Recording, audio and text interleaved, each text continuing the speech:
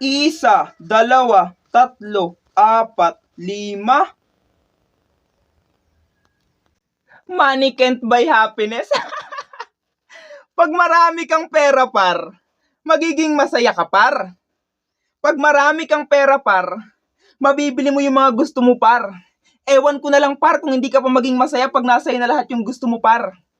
Ewan ko na lang. Money can't buy happiness. Kalokohan. Pag marami kang pera, par, napapasaya mo yung sarili mo, nabibili mo yung mga bagay na gusto mo, nakakapaggala kayo, nakakapagwalwal kayo, at for sure, napapasaya mo yung mga mahal mo sa buhay. Lalong-lalo na yung sarili mo. So, anong pinagsasasabi mo na money can't buy happiness? Money can provide happiness. Ano ka ba? Pag marami kang pera, for sure masaya ka. Pag marami kang pera, mabibili mo yung mga pangarap mo. Pag marami kang pera, mapupuntahan mo yung mga lugar na gusto mong puntahan. Pag marami kang pera, makakain mo yung mga pagkain na gusto mong kainin. Kaya anong sinasabi mo na money can't buy happiness? Paano mo nasabing money can't buy happiness wala kang ang pera? Paano mo nasabing money can't buy happiness? Tuyo yung ulam nyo. Samantalang pag masarap yung ulam nyo, ang saya-saya nyo. O ngayon mo sabihin sa akin, par, money can't buy happiness? Oo, money can buy happiness. Pero money can't buy time. Kaya mong kitain ng pera, pero hindi mo kayang dagdagan ng oras. Kaya kung may oras ka para i-pursue yung mga pangarap mo at kunin yung mga bagay na gusto mo, kunin mo. Magpursigi ka dun sa isang bagay kung saan ka magaling. Kung saan ka pinakamahusay. At for sure, habang ginagawa mo yun at nilalaan mo dun yung oras mo, magkakaroon ka nito. Kasi limitado lang ang oras, pero hindi limitado ang pera. Kaya wag mong sabihin money can't buy happiness pag marami ka nito. For sure, masaya ka. Pag marami ka nito, mabibili mo lahat ng gusto mo. Pag meron ka nito at marami ka nito, mapapasaya mo yung mga tao sa paligid mo at lalong-lalo na yung sarili mo. Money can't buy happiness? Huwag ka nang gumaya sa iba. Walang pera yung nagsabi nun.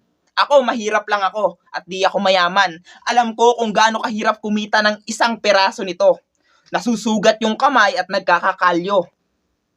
Kaya alam ko kung paano ingatan ng isang peraso nito. Alam ko kung gaano kahirap bago kumita ng isang peraso nito.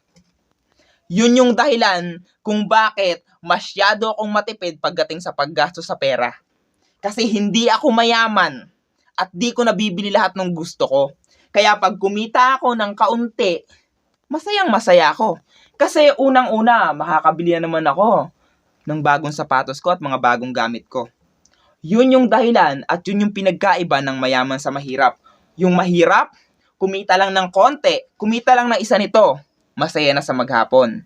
Yung mayaman, kumita man ng triple nito, ay hindi pa rin masaya kasi pakiramdam nila kulang na kulang pa.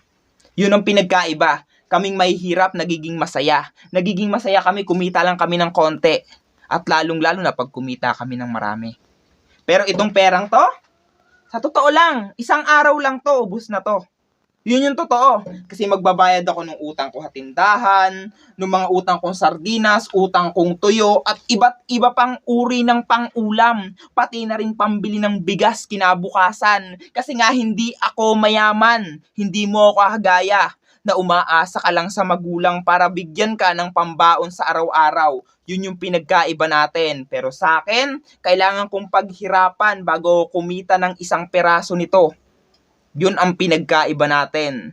Sa makabagong kabataan na mga asa sa magulang, pag naranasan nyo kung paano mahirapan bago makakuha ng isang peraso nito sa maghapon at masugat yung kamay, mabilad sa initan at maarawan, masunog yung balat, ewan ko na lang kung hindi nyo patipirin yung perang sarili nyong pinaghirapan. Pero kung galing sa magulang nyo yung kada piraso nito, for sure, mabilis lang na nauubos kasi hindi nyo alam kung gaano kahirap bago kumita ng isang peraso nito o triple ng perasong hawak ko.